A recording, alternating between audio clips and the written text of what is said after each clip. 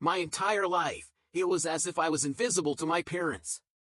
My younger brother, Mike, always seemed to take center stage. Everything revolved around him, his needs, his desires. Even the most important moments in my life paled in comparison to whatever he wanted. I'm 27 now, and Mike is 21, but it's as though he's stuck in a perpetual state of childhood. A man-child, a mama's boy through and through. Complaining at every turn, demanding that the world revolve around him, expecting everyone to cater to his whims. And my parents? They indulged him. Spoiled him. It didn't matter that he wasn't special in any remarkable way, no major health issues, no traumatic birth. He was just born, and from that moment, my parents discarded me like a forgotten toy. My mother, oh, she used to be loving, kind, the mother who would hug me after a long day, the one who would listen to my problems. But something changed when Mike was born.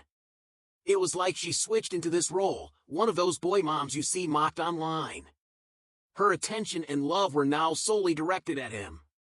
My father, on the other hand, always showed me affection, but he was too much of a coward to stand up to my mother, too weak to let me have my moment.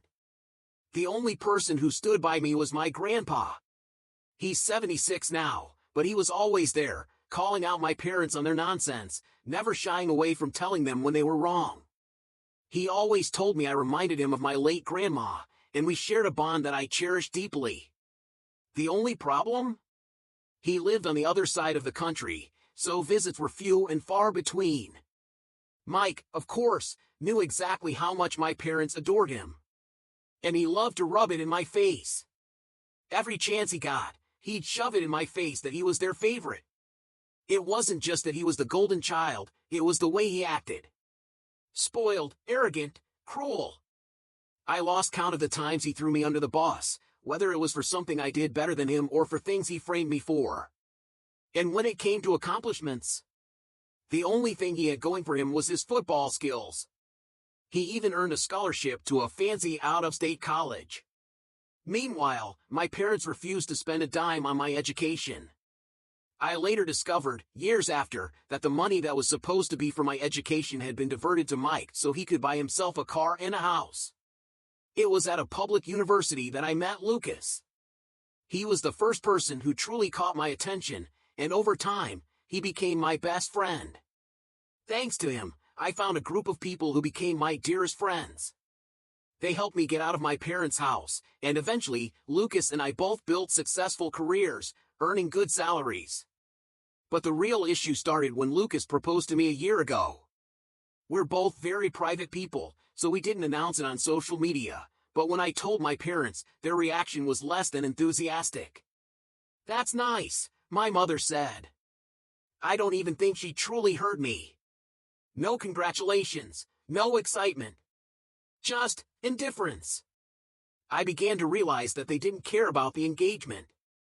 We planned a simple, beautiful wedding, just a small ceremony with our friends and family. But even though Lucas urged me to invite my parents and Mike, they never responded.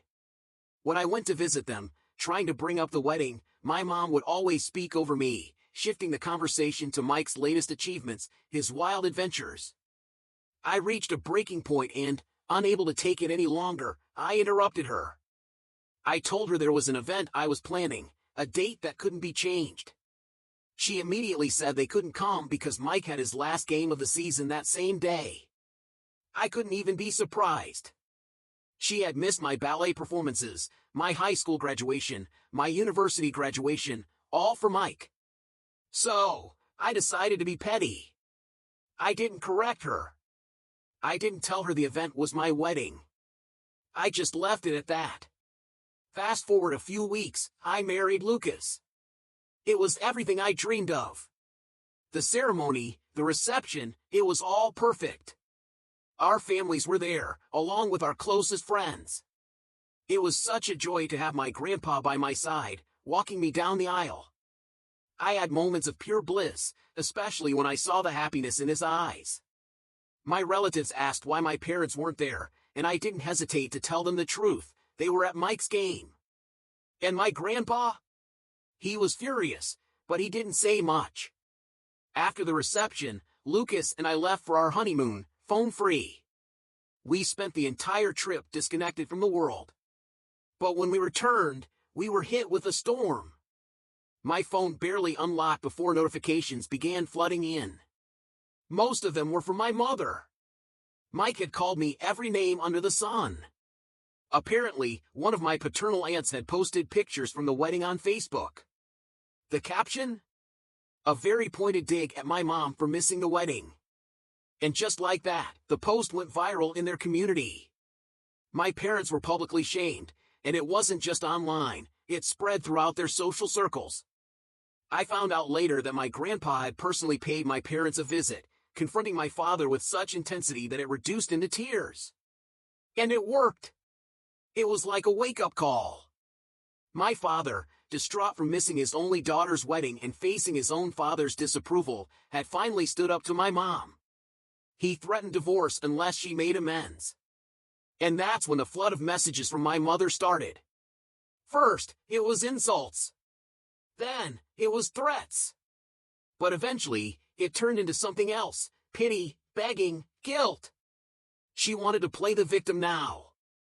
So here I am, at home with Lucas, trying to figure out what to do next. My phone has been blowing up. My relatives, some who weren't even invited, have reached out to apologize, saying they had no idea what was going on at home. But my mother's sisters, her friends, they're all attacking me for not telling her about the wedding. Now, she's inconsolable, saying she's devastated for missing it. Personally, I think she's just trying to save face, but who knows anymore? The latest messages from my mom and dad? They're full of sorrow, guilt, regret. They've never felt so lost. Now, my family is fractured. Some are standing by me, while others, like my maternal aunts, are shaming me for hurting my mother's feelings. And then there are my maternal grandparents, who are pushing me to forgive her. My best friends, however, are firm in their stance: don't give in. This is where I'm at. Torn between loyalty to the people who've stood by me and the guilt-tripping pressure from others. In short, my parents have always favored Mike. From the start, they've always chosen him over me. Even when I got engaged, they dismissed it. They didn't respond to my wedding invitation, and when I told them the date, they made it clear Mike's game was more important. So, I didn't tell them the truth about the event. I had my wedding. And now, my parents are reaping the consequences after a post from my aunt went viral, showing just how much they've hurt me. That's the gist of it. Now, the fallout is everywhere, and I'm left to deal with the wreckage. Let's dive into the question that keeps coming up. Did I inform my parents about my wedding? Yes, I did. I send out traditional paper invites to everyone, friends, family, the works. Every invite reached its destination, I was told. Yet, when it came to my parents and Mike, nothing. No response. I reached out again, personally, asking if they were coming, but the silence was deafening. The few distant relatives and some of Lucas's side were the only ones who responded. For everyone else, it was a ghost town. And when I finally asked my parents and brother through text, I was met with complete radio silence. I knew them well enough by now to not bother insisting further. I didn't repeat the date of my wedding after I had already been told about Mike's game. Every time I tried to focus on my own celebrations, to talk about my special day, they'd brush it off. Don't be petty, they'd say. There are more important things than you. And so, I stopped. What was the point of pushing anymore? It became clear that my happiness was secondary, just a tiny blip in their world. I didn't keep the wedding a secret. Trust me, I tried to engage them. I even talked openly about my plans with my aunts and uncles, knowing full well my mother would be in the room. We discussed venues, wedding dresses, and everything else that went into planning. But when I did, my mother would either ignore me, chat with someone else, or be busy on her phone. Occasionally, she'd flash a smile, saying, "That's great, dear," but it was always followed by a quick change of subject. No interest, no questions. I kept trying, but I could see that it wasn't making a difference. As for my father and Mike, I kept the door open. I tried to make them a part of my life. After all, even when I had made attempts at going no contact in the past, they always found a way to pull me back in, harassing me. They shamed me for wanting to distance myself after high school, after my bachelor's, after my master's. They never showed up for any of those milestones because Mike was the focus. But whenever I tried to turn my back, they were quick to remind me that family was everything. You can imagine the toll that took on me, emotionally. The turning point came with Lucas. We'd started dating after my last failed attempt at distancing myself from my family, and I suddenly felt like I had someone by my side who made me stronger. Before that, though, I lacked the confidence to stand up to them, to push back. Even though I had a solid support system on my paternal side, people who lived far away, but who didn't know what was going on, there were times I felt utterly isolated. At 14, I had tried to expose my parents. But when I did, my aunts, uncles, and grandpa scolded them for their behavior, and my parents pretended to be remorseful. But behind closed doors, I was punished, gaslighted, and made to feel like I was lying. That trauma still haunts me, and after that, I kept my distance from everyone on my paternal side, hiding my parents' abuse out of fear. Grandpa knew, but even he was threatened with being cut off if he tried to do anything about it. It was suffocating. And then there was the distance. I live in a city an hour away from their small town, so they don't know my new address. It's for the best. One time, Mike tried to break into my apartment to steal cash. And when my mom found out, she backed him up, saying that siblings should share. It was enough for me to pack up and move again, this time ensuring they wouldn't have any idea where I live. I couldn't trust them. As for Mike, well, my parents didn't exactly teach him to work for anything. They bought him a car for his 16th birthday and a house when he went to college. Meanwhile, my college fund, which was meant to help me, was used for him. My parents didn't touch that money at first. No, they just stored it away, lying to me about it. I found out much later that it had been spent on Mike's stuff instead of my education. Now, people are asking, would my parents have acted differently if they knew it was a wedding and not just some event? Honestly, I'm not sure. They had a history of ruining events, like the time they destroyed my cousin's wedding. Why? Because Mike had just given his first university exam. They got drunk, and Mike trashed part of the cake. It's funny how, despite all that, I thought I'd still want them at my wedding. But in my family, cutting contact is viewed as shameful. The cousin whose wedding Mike ruined, she cut my family off, and my family has never stopped talking about how shameful that was. Why was it such a big deal that my father missed my wedding? It's a tradition in my family. On my father's side, giving away the daughter is a monumental moment. He only had me, and it's been a big deal since birth. But appearances matter more than anything, doesn't it? That's what this all boils down to. How I was treated. How I was pushed aside for Mike's every whim. None of that mattered, as long as the appearance of family harmony was intact. Now, an update. First off, I want to thank everyone who reached out, wished me and Lucas a happy life, and offered support.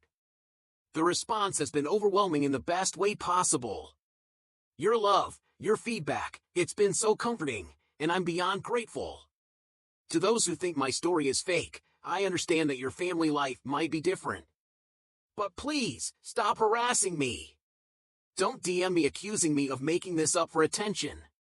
I never expected this kind of response, and if I missed a few details in the original post, it's because I was overwhelmed, drowning in emotions and family harassment. I was doing my best to share this, and I never expected it to spiral the way it has. I'm going to clarify a few things now. Yes, the invitation specifically said wedding. No excuses, no confusion. My maternal side didn't come, and most of them didn't even respond. Some were busy, and others gave excuses to send a gift but didn't show up. That's the reality. Don't ask me why they didn't talk to my mom about it. I'm not in their heads. And for those who think I should have been more clear, sorry for any confusion, but it's what happened. And that's where we stand now. The apology from my mother? It came, in a way. A text. That was her atonement. The update, oh, things have been beyond crazy these past few days. I took a step back from Reddit to clear my head, to breathe. The chaos of everything was overwhelming, and I needed to regain my focus. After taking some time, I sat down with Lucas, and we had a long, heart-to-heart conversation about where to go from here. He's been my pillar, my rock, in ways I didn't think possible. I don't think I could ever love him more than I do now.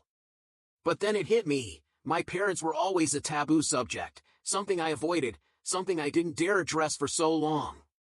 Until Lucas smacked me with the harsh truth I couldn't ignore any longer. He told me, point blank, that I had been holding on to a toxic cycle, sticking around, trying to force contact, all for approval. And, in the deepest corners of my heart, I realized he was right. I never truly went no contact because, somewhere inside, I still craved their approval. It was like a drug, their love. When they gave it, it was intoxicating. Funny, warm, caring, until it wasn't. The smallest crumbs of affection made me want more, to the point where I would destroy myself to keep them happy. But no more. I promised myself that was the end. Enough was enough. It was time for things to change, truly change. I reflected on it all for days, processing my feelings, and then made a decision. I was going to start therapy, finally confront all this mess. And then, I knew, I had to face them all head on. So, I messaged my father. I told him if he wanted to talk, we could meet. I asked him to meet me and my mother, with Mike, at a neutral spot. The next day, we gathered at a park. My father's face, oh, it was heartbreaking. He looked like he'd been crying for hours, his face puffy and red. My mom? She looked the same, but there was something in her eyes, more anger than sorrow, more embarrassment than regret. Mike was there, too, his expression as dismissive as ever. And then, I said it.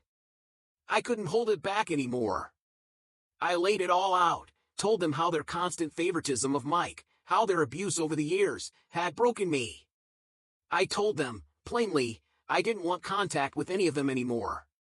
Of course, my mother tried to interrupt me multiple times, but my aunt, the one who had posted on Facebook about the situation, shut her down every time. I kept pressing them, asking them why they had treated me this way. And my father?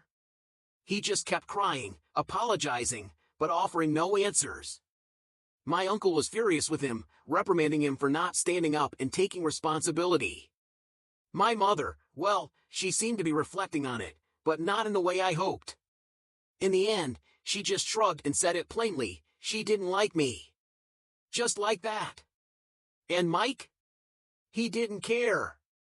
He just liked the attention, the drama, and made my life a miserable game. I wasn't done yet. I kept asking questions. Why hadn't they responded to my wedding invite? They claimed they never got it. Well, I had proof. I pulled out the text messages, but they denied it all, acting as if I was lying. And here's where the truth came crashing down. When the invitation had arrived at their house, they weren't there. My brother, of course, was the only one at home. He saw the invitation. And, as many of you probably guessed, he tore it up, threw it away, and then, when I texted my parents, he went so far as to delete my messages. Apparently, according to him, he kept all our conversations archived, and that's why my parents never received the invite. I was completely blindsided. I asked Mike, shaking with anger, why he'd done that. His response? A shrug. It wasn't important. Not as important as other things going on. His indifference made my blood boil, but, strangely enough, my parents started scolding him. It was almost surreal. Mike threw a tantrum, tears streaming down his face, fake as ever. I won't lie, part of me felt satisfaction in seeing him squirm. But then my mother stepped in, acting as if everything was resolved. She said it was all just a misunderstanding, and that I needed to clear their names. That, my friends, was the breaking point. I couldn't hold it in anymore. I interrupted her, my voice cutting through the air. You don't get to just erase everything, I snapped. You're not forgiven. Just because Mike destroyed the invite doesn't cancel out all the neglect, the hurt you caused. You should have asked about my wedding, you should have cared, but you didn't. And my mother's response? It was gut-wrenching. She said she had heard me talking about the wedding, but she thought I was delusional, just seeking attention. She was convinced that Lucas didn't actually like me, that he would never marry me. The words felt like a slap in the face. Can you imagine? But it didn't stop there. Another bombshell. It turns out, my brother didn't have a football game after all. That whole story about him missing my wedding for a game? It was a lie. My parents had used our lack of interest in football, our preference for soccer, against us. Mike had made up the entire story, just to avoid coming to my wedding. And then the real kicker, the truth about where they went instead. Disneyland. Yep. Mike wanted to go, so they took him. And it wasn't the first time. They'd done it before, multiple times, hiding behind the excuse of his football game while indulging his tantrums. By the time all this information hit me, I was done. I felt like I was on fire with anger and disbelief. They'd fooled me, and I'd been so gullible, trusting them. My blood boiled. I couldn't keep quiet any longer. I snapped. I stood up and turned to my father. I told him, point blank, that he was a weak man. A sad, pathetic excuse of a father, too afraid to stand up for his own kids unless his wife approved. Then, I turned to Mike. I told him he was nothing but a leech, an unaccomplished failure who would amount to nothing in life. And finally, to my mother, the one who had caused me the most pain. I told her that she was the worst, the most narcissistic, pathetic woman I had ever known. I told her she didn't deserve to be addressed, that even God couldn't help her because she was too far gone. That was when she stood up, livid, trying to scream at me in the middle of my rant. But I wasn't having it. I shouted back, told her to shut up and sit down, to listen for once. The look in her eyes, pure rage. It felt like steam was coming out of her ears. But I didn't care anymore. I had said what I needed to say. I didn't remember much after that. It's all a blur, just a flood of words pouring out of me. All my anger, all my hurt, spilling out like a river that had been dammed for far too long. I just kept talking and talking, the words tumbling out of my mouth uncontrollably. It felt like I couldn't stop even if I wanted to. At some point, I'm pretty sure the whole park fell silent, the weight of my words hanging in the air. I looked at my parents, at Mike, and I spat. The words burned in my throat as I disowned them all. If you're smart, I warned them, you'll think twice before ever reaching out to me again. I grabbed my purse, turned around, and walked away with Lucas, Anna, and Francis. My parents and brother were left behind, stranded at the mercy of my aunt and uncle. I didn't care. It was over. But as we walked away, something in me cracked. The reality of what I had just done, what I had just said, it finally hit me. My chest tightened, and my breath caught in my throat. The panic overtook me, overwhelming and suffocating. I started to hyperventilate. I didn't want to break down, not now, not after everything. But it was too much. Lucas was behind the wheel, and Anna helped me through it. We pulled over in a parking lot, and I tried to focus on breathing, to calm myself down. I'm so grateful to them, more than words can say. Without them, I don't know how I would have gotten through that moment. Once we got home, I didn't even make it inside. I collapsed onto the bed, drained, exhausted, and I fell asleep immediately. I had thought about taking your advice, sharing everything on Facebook. Exposing it all, showing my face, my name, putting it all out there. But when I thought about my career, my life, I knew I couldn't. It's one thing to share my story anonymously on Reddit. It's another to put myself out there, fully exposed for the world to see. No, I couldn't take that risk. But I did something better. Something smarter. I gathered all the messages, all the insults, all the hateful comments from my mother, and I made a folder. I sent it to the leader of her church. My mother had worked tirelessly to gain acceptance in that tight-knit community, and the judgment there? It's ruthless. Being shunned by them? It's like a death sentence. And that's exactly what happened. Just like that, the scandal spread like wildfire. The whispers started in the church, then rippled out, reaching the rest of our small town. My mother and father, well, they were about to learn just how deep the consequences of their actions really went. As I had suspected, I found more messages from my maternal side of the family. They weren't on my side. They belittled me, criticized me for upsetting my mother, for airing the family's dirty laundry. They tried to make me feel small, but honestly, I didn't care anymore. I had nothing left to lose. I followed through on your advice. I told them all, my extended family, my mother's side, that from this point forward, they would no longer be part of my life. They could say whatever they wanted, but I wouldn't care. If they wanted to continue their cruel behavior, I had the power to shut them out completely. And then I made it clear, they should consider themselves lucky I wasn't sending their vile messages to their employers, to their spouses. I blocked every single one of them, every last one, grandparents included. It was liberating, but also surreal. My father? He sent me a long message, one that seemed to echo with regret. He apologized for not standing up to my mother, for being too weak to defend me. He admitted that what I said was true, and he couldn't believe how much of my life he'd lost because of her. He promised me he was going to divorce her, no matter what my decision would be. He wanted a relationship with me. He wanted to make up for all the years we'd lost. I read his message, and my heart didn't soften, not even for a second. I replied, telling him that, as of now, I didn't want to see him, and I didn't want his apologies. I blocked him too. His message, his words, they felt like a last-ditch effort to absolve himself. Throwing my mother under the bus to save face. Pathetic. At least she owned her hatred. At least she was honest about it. But him? He only ever blamed others for his choices. I had no room in my life for someone like that.